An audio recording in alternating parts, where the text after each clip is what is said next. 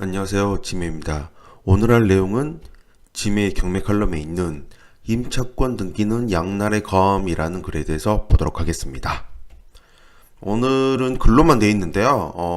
어떻게 보면 좀 읽을 수밖에 없는 상황이긴 한데 너무나 중요한 내용이고 일반인들도 전부 다 이거에 대해서 좀 알았으면 하는 바람에서 좀 이 글을 썼습니다. 이거는 경매하는 사람들뿐만 아니라 주변에도 좀 전파를 좀 많이 해줬으면 하는 그런 마음으로 내용을 보겠습니다.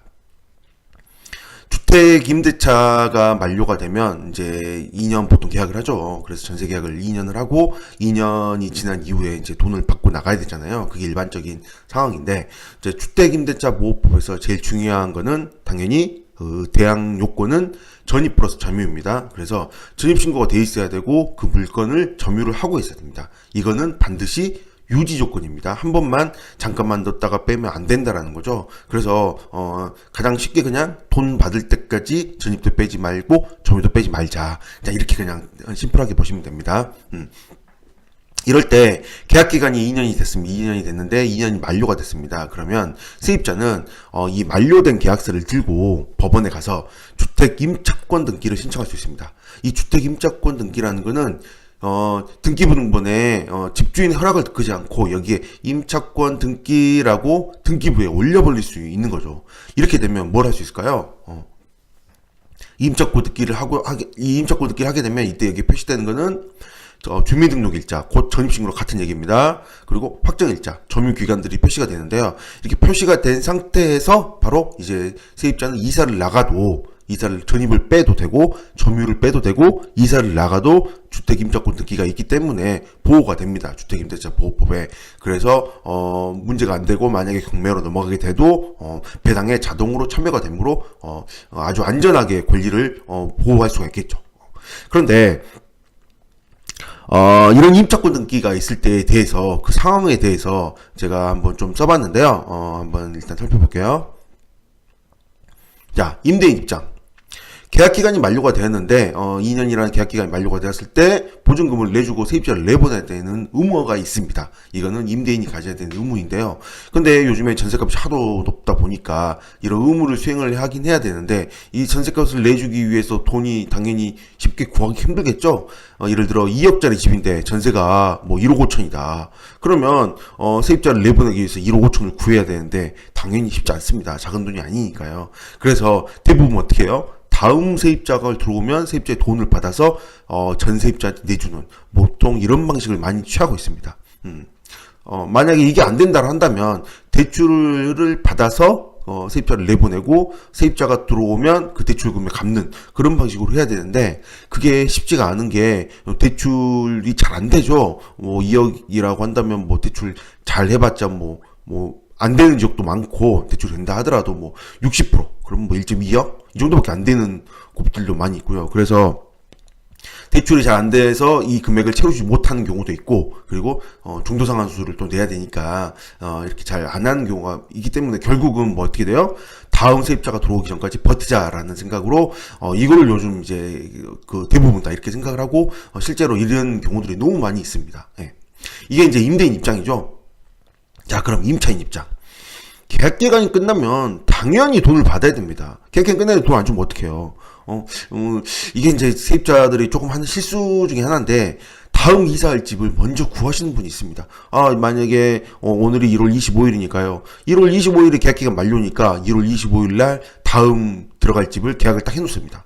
당연히 25일까지 집을 돈을 줘야죠. 안 주면 어떻게 합니까? 다 계약을 해놨는데 이렇게 얘기를 하고 만약에 25일까지 돈을 못 받게 되면 계약금을 날리는 그런 하소연을 하시는 분도 정말 가끔 있긴 하죠. 이렇게 하면 안 되겠죠. 이 집이 나간 다음에 그리고 다음 다음 집을 계약을 해야 되는데 이게 이제 현실적으로는 참 쉽지 않습니다. 그래도 이게 그나마 안전한 방법입니다. 1월 20일 날 다음 들어올 세입자가 계약이 됐으면 그럼 계약이 되면 확실한 거잖아요. 돈을 받을 수 있는 거. 그럴 때 이제 다음 집 계약을 해서 이 돈을 25일 날 확실하게 받을 수 있는 방법을 택해야 되는데 이렇게 뭐 좋은 주인 저처럼 좋은 주인을 만나면 문제없이 잘 지나갑니다. 그런데 계약기간이 만료가 됐는데도 불구하고 돈이 없다고 보증금을 못 주고 기다려야 되는 상황을 이렇게 탁 닥치게 될 수가 있습니다. 그럴 때는 어떻게 돼요? 여기저기 인터넷 찾아보고 뭐 답변자들 보고 어떻게 뭐 질문들 보고 답변하고 보면 뭐라고 있죠? 임차권 등기라는 걸 알게 됩니다. 그럼 임차권 등기를 하고 내가 이사를 나가면 되겠구나라고 임차권 등기를 하고 이사를 나가버리는 선택을 하는 경우가 종종 있습니다. 생각보다 많이 있습니다. 그러면 문제가 안 될까요? 나중에 돈 받으면 되는 거니까요. 예를 들어 뭐 전세는 그렇다 치더라도 월세에 산 사람은 보증 금액은 적으니까 나중에 받더라도 일단 임차권 등기를 하고 필요한 경우 이사를 나가버리게 되는 거죠. 제가 낙찰받아서 명도했던 물건도 그런 물건들이 좀 있었습니다. 여성분이셨는데 결혼을 해서 나가야 되는 그런 상황에서 이제 집값에 이 보증금을 빼서 보태야 되는데 보태지 못했죠. 그래서 딴 데서 대출을 받아서 일단은 메꾼 다음에 이 보증금을 받기 위해서 이사해서 이제 결혼해서 나가니까 어떻게 해요? 어쩔 수 없이 임차권 등기를 하고 나갔던 그런 물건이 있었습니다. 그러고 나서 어떻게 됐을까요? 저를 만난 거죠. 제가 뭐예요? 낙찰자입니다. 그 뜻은 뭐냐면 그 다음 내용을 한번 보겠습니다. 자, 3자 입장에서 한번 생각해 봅시다. 제3자, 임대인도 아니고 임차인도 아닌 제3자 입장에서 세입자가 만약에 돈을 받지 못하고 임차권 등기를 하고 이사를 나갔다면 그 집은 어떻게 됐을까요? 제가 방금 예로 들려드린 그 결혼해서 나간 그 집, 임차권 등기가 되어 있는 집입니다. 자, 그러면 시간이 만약에 왜 임차권 등기가 됐어요? 소유자가 돈을 주지 못해서 임차권 등기가 되었겠죠? 그렇다면 만약에 이 집을 다음 세입자가 들어가려고 한다면 뭐부터 보여요? 당연히 등기부부터 당연히 봅니다. 그거는 세입자뿐만 아니라 부동산에서도 등기부를 당연히 열려면 해보죠. 근데 그 등기부를 열려면 뭐가 돼 있죠? 임차권 등기가 돼 있는 거죠. 임차권 등기가. 그러면 부동산에서 이런 생각을 합니다.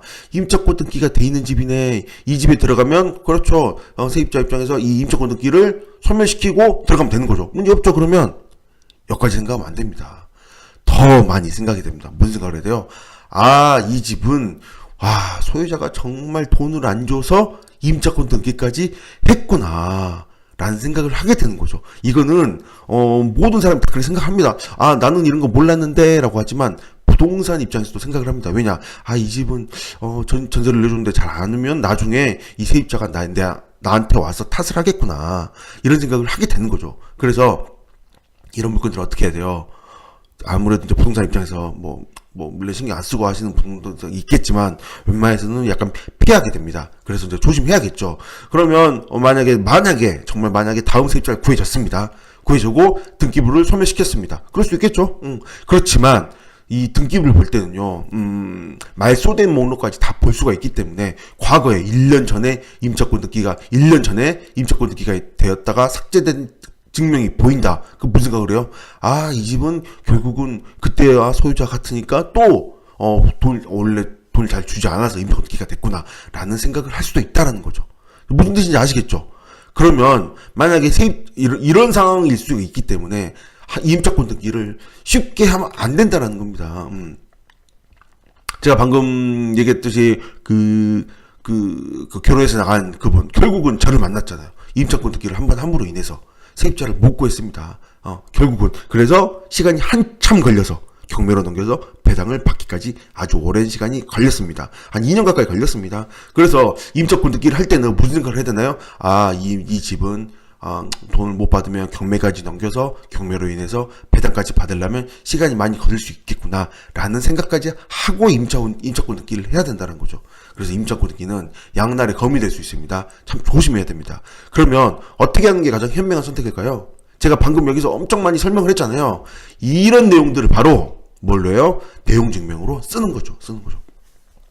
집주인한테 만기를 주시시키고 다음 임차인까지 구해지든지 구해지지 않더라도 나한테 돈을 주지 않는다면 나는 이런 절차를 수행할 거다. 이런 절차는 뭐예요? 임차권 등기다. 임차권 등기를 하게 되면 이걸 보고 세입자들이 못 들어오고 나중에라도 또 계속 만약에 구했다 하더라도 그 이후라도 계속 이 임차권 등기가 돼 있는 그걸 보고 걱정해서 들어오지 않을 것이 되기 때문에 한 번만이라도 임차권 등기가 설정되면 한 번만 일거가 설정되고 말소가 되었다 하더라도 주인이 바뀌기 전까지는, 소유자가 바뀌기 전까지는 이 집은 뭐예요? 보증금을 잘 돌려주지 않는 집으로 인식이 돼서 문제가 상당히 오랫동안 지속이 될 거다라는 거를 내용 증명으로 확실히 정확히 인지를 시키는 거죠. 그렇게 되면 어떻게 해요? 그러면 소유자 입장에서는 어떤 방법을 동원해서라도 당연히 보증금을 돌려주려고 노력을 하게 될 것입니다.